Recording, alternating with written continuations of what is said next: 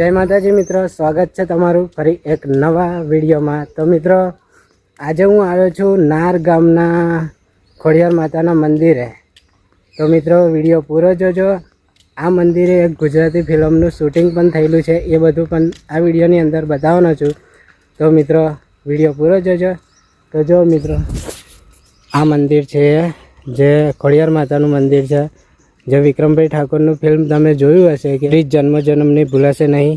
એ ત્યાં આગળ એક ગાડી આવીને ઊભી રહે છે વિક્રમભાઈની, અને એ આ મંદિર હતું। તો ચાલો મિત્રો બીજું તમને બતાવું, મંદિરથી અંદર પણ આપણે જઈએ।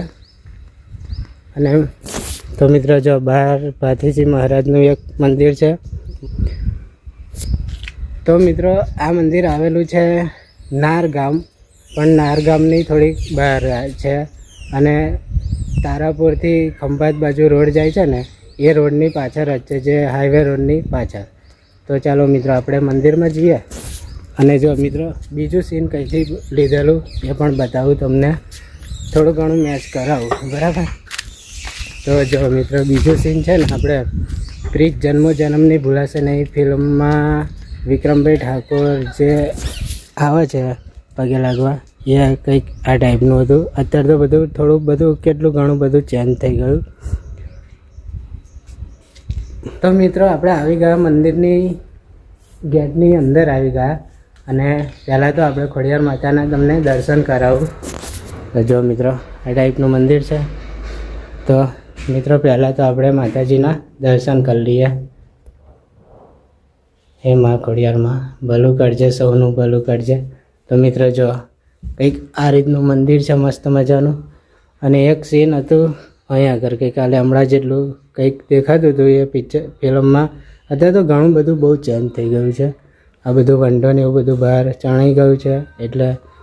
તો જો મિત્રો એક સીન અહીં હતું, આ ટાઈપનું કંઈક હતું, અને આપણે ભાઈની પરવાનગી લીધી છે કે આ જગ્યા વિડીયો બનાવો ને, તો એમને કહ્યું હા। તો ચાલો મિત્રો આપણે હવે બહાર જઈએ, અને બહારથી કંઈક બતાવું તમને।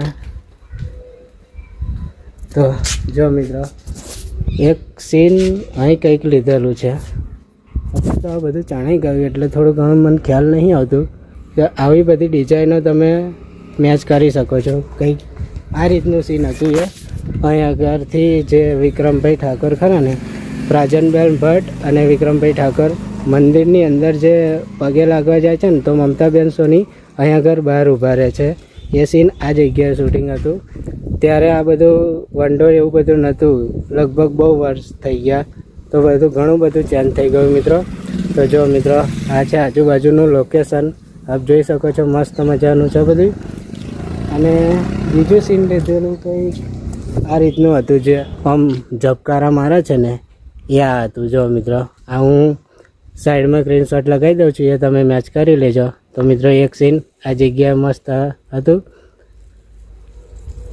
તો મિત્રો જો બીજું મસ્ત તમને આજુબાજુનો છે, અને હું અંદર હતો બધા તો બહુ કિલોલ કરે છે, અને આ છે બધું આજુબાજુનો મસ્ત નજારો, આપ જોઈ શકો છો, મસ્ત મજાનું છે।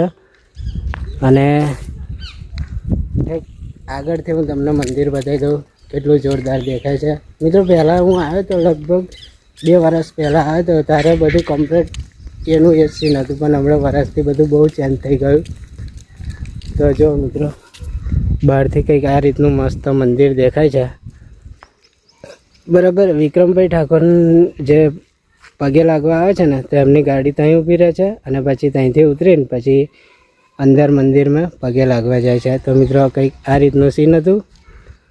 તો મિત્રો હું આવ્યો તો બાજુના ગામમાં, પંડોરી ગામમાં મારે એક કામ હતું, બાજરી લેવા આવ્યો હતો। તો મને એકદમ યાદ આવ્યું કે આપણે નાર ગામ જઈએ, અને બાજુનું જ ગામ છે। તો મિત્રો હું આવ્યો, અને મને ખબર હતી કે આ જગ્યાએ વિક્રમભાઈ ઠાકોરનું ફિલ્મનું પિક્ચર શૂટિંગ થયેલું। તો ચાલો મૂકું, આની આજે વિડીયો પણ બનાવી દઉં। તો મિત્રો આજનો વિડીયો કેવો લાગ્યો કોમેન્ટમાં જરૂર કહેજો।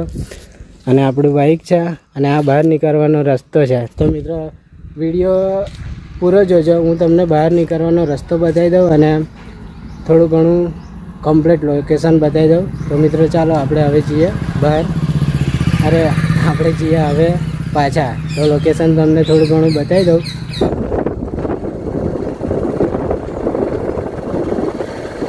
મિત્રો આ છે બહાર નીકળવાનો રસ્તો જો, અને સામે છે હાઈવે રોડ આવી ગયો જે તારાપુર જવાય અને આમ બોરસદ બાજુ જવાય. બરાબર.